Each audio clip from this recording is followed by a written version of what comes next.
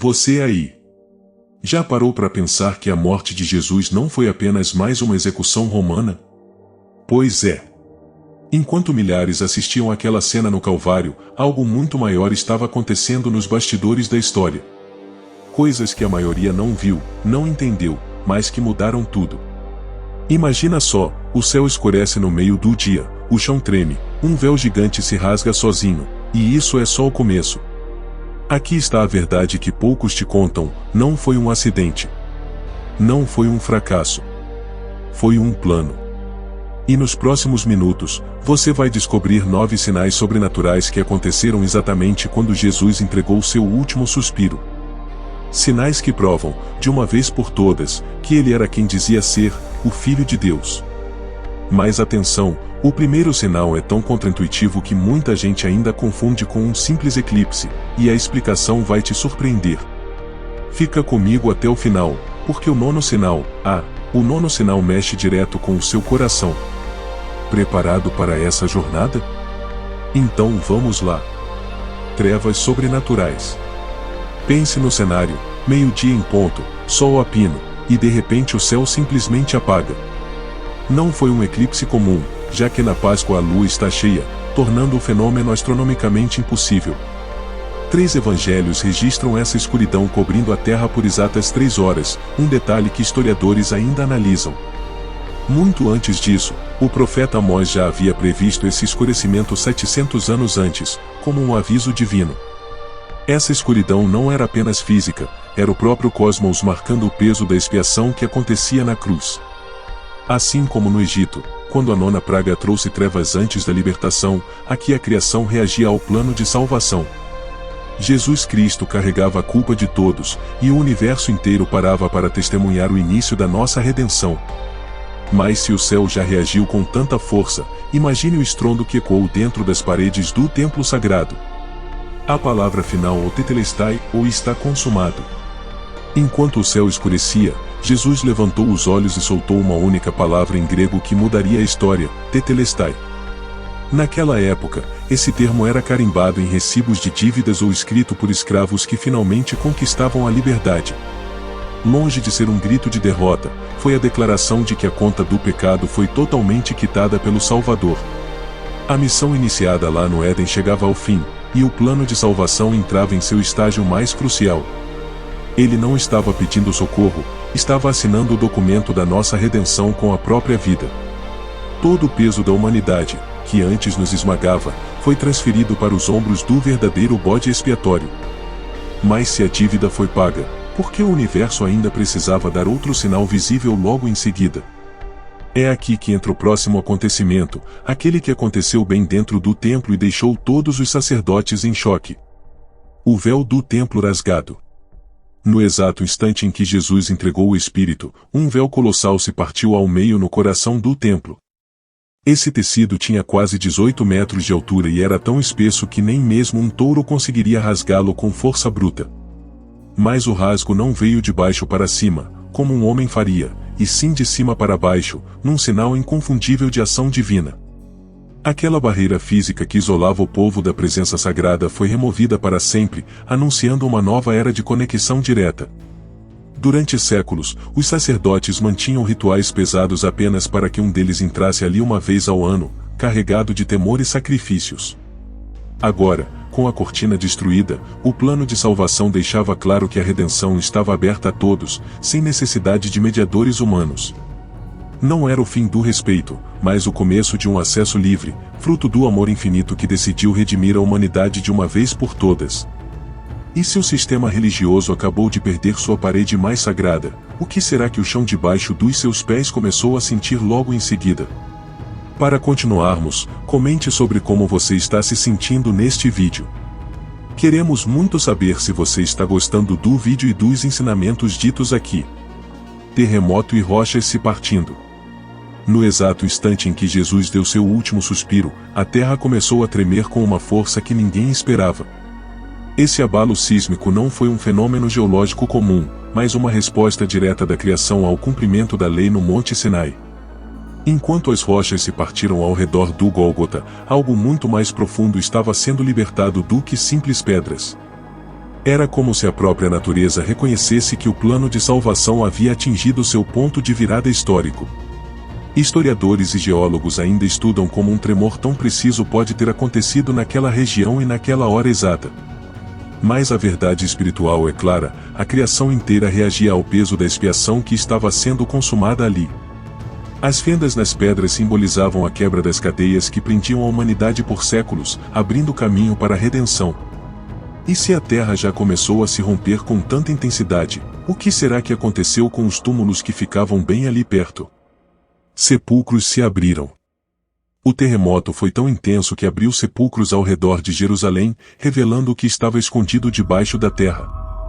Mas algo curioso aconteceu, os mortos não saíram imediatamente, como se o tempo estivesse em pausa para um propósito maior. Esse detalhe não foi acaso, mas parte do plano de salvação que se desenrolava com precisão divina. Era como se a própria morte recebesse um aviso prévio de que seu domínio estava prestes a ser quebrado.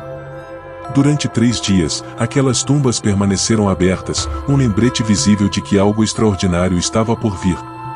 Enquanto isso, Jesus Cristo descansava no túmulo, completando a obra de expiação que redimiria a humanidade de uma vez por todas. Cada fenda nas pedras dos sepulcros apontava para a vitória que o Salvador conquistaria sobre a morte. E quando o 3º dia amanheceu, o que aconteceu com esses mortos que esperavam pacientemente? Mortos ressuscitam. Quando Jesus finalmente venceu a morte no 3º dia, algo extraordinário aconteceu com aqueles sepulcros que estavam abertos. Santos que haviam dormido em paz voltaram à vida e foram vistos caminhando pelas ruas de Jerusalém, testemunhas vivas do poder divino. Esse não foi um evento secreto ou visionário, mas um acontecimento público que cumpriu profecias antigas de Ezequiel e Daniel. Era o início da era messiânica, provando que o plano de salvação havia quebrado definitivamente as correntes da morte. Cada pessoa que viu esses santos ressuscitados carregava uma prova inegável de que Jesus Cristo era quem dizia ser. A expiação consumada na cruz não apenas perdoou pecados, mas inaugurou uma nova realidade onde a vida triunfa sobre o fim. O amor infinito do Salvador não nos oferece apenas esperança futura, mas poder transformador para o agora. Mas se a morte foi vencida de forma tão visível, o que será que o próprio corpo de Jesus revelou momentos antes de ser retirado da cruz? Sangue e água saem do corpo. Quando um soldado romano perfurou o lado de Jesus com uma lança, algo inesperado saiu: sangue e água, 2 elementos que carregam um significado profundo. Do ponto de vista médico, essa separação de fluidos confirma que Jesus Cristo realmente morreu, descartando qualquer teoria de desmaio ou aparente falecimento. Mas espiritualmente, cada gota representava o nascimento da nova aliança, a água simbolizando o batismo e o sangue selando a redenção da humanidade. Era o amor infinito do Salvador sendo derramado fisicamente, cumprindo o plano de salvação que havia sido traçado antes da fundação do mundo. Esse detalhe não foi registrado por acaso nos evangelhos, mas como uma prova visível de que a expiação havia sido consumada de forma real e completa. Assim como no sistema antigo, onde sangue era necessário para a purificação, agora o próprio Mestre se tornava a oferta definitiva pelo pecado. Não era apenas um corpo sem vida, era o bode expiatório perfeito, cujo sacrifício redimiria todos aqueles que crescem nele. E se o corpo de Jesus já havia revelado sinais tão poderosos, o que será que a preservação milagrosa de seus ossos nos ensina sobre o Cordeiro Pascal? Nenhum osso quebrado. Enquanto os outros crucificados tinham suas pernas quebradas para acelerar a morte, algo extraordinário aconteceu com Jesus Cristo: nenhum de seus ossos foi partido. Esse detalhe cumpriu exatamente a lei do Cordeiro Pascal, onde o animal sacrificial deveria ser preservado intacto, conforme ordenado em Êxodo séculos antes. Não foi coincidência, nem piedade romana, mas o plano de salvação sendo executado com precisão cirúrgica através dos séculos. Cada osso preservado gritava uma verdade: ele era o bode expiatório perfeito, preparado desde a fundação do mundo para redimir a humanidade. A profecia de Zacarias, escrita centenas de anos antes, anunciava que nenhum dos seus ossos será quebrado, e isso se cumpriu ao pé da letra no Calvário. O Salvador não estava apenas morrendo, ele estava se entregando como a oferta definitiva, o Mestre que cumpriu cada letra da lei por nós. Essa preservação física apontava para uma verdade espiritual ainda maior, a expiação completa, sem falhas, sem restos, sem pendências. E se o corpo de Jesus foi guardado de forma tão milagrosa, o que será que um simples soldado romano, testemunha ocular de tudo isso, decidiu declarar em voz alta? A confissão do centurião. Enquanto líderes religiosos duvidavam, um soldado romano, endurecido por batalhas, olhou para a cruz e declarou: verdadeiramente, este era o Filho de Deus. Esse pagão, acostumado a execuções, reconheceu no Salvador algo que nenhum milagre ou discurso havia revelado aos olhos religiosos da época. Não foi um grito emocional, mas uma confissão estratégica que validava publicamente a identidade divina de Jesus Cristo. O plano de salvação alcançava, ali, um dos seus primeiros frutos, um coração gentil tocado pela verdade do amor infinito. É irônico e poderoso, quem mais deveria entender as Escrituras, não viu, quem menos esperava, confessou. Essa declaração não apenas cumpriu profecias sobre as nações reconhecendo o Mestre, mas mostrou que a expiação era universal, não exclusiva.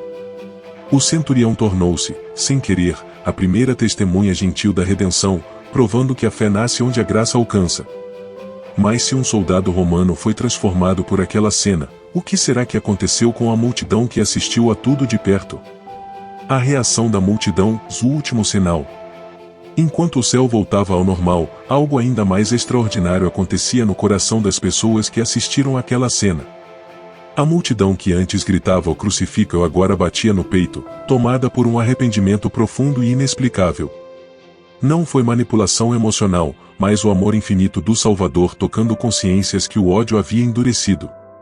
Era o plano de salvação alcançando seu alvo, transformar corações, não apenas impressionar os olhos. Esse arrependimento coletivo mostrava que a expiação na cruz não foi um evento distante, mas pessoal e transformador. Quem saiu dali carregando culpa, saiu também com a porta aberta para a redenção oferecida por Jesus Cristo. O Mestre não veio condenar, mas redimir, não veio destruir, mas restaurar o que estava quebrado. E se aquela multidão foi impactada ao ponto de mudar, o que será que essa mensagem pode fazer no seu coração hoje? E aí, o que você sentiu ao descobrir esses 9 sinais sobrenaturais? Se o céu escureceu, o véu se rasgou, a terra tremeu e mortos ressuscitaram, será que tudo isso foi apenas coincidência? Ou será que o plano de salvação estava sendo executado com precisão divina, ponto por ponto, profecia por profecia? A cruz não foi o fim. Foi o começo de tudo. Hoje, você tem uma escolha: continuar apenas sabendo a história, ou permitir que o amor infinito do Salvador transforme o seu coração. Se Jesus Cristo realmente é quem os sinais declararam, o que isso muda na sua vida agora? Não deixe para depois o que a eternidade está te oferecendo hoje: redenção, expiação e acesso direto ao Pai. Inscreva-se no canal, ative o sininho e compartilhe esse vídeo com alguém que precisa ouvir essa verdade.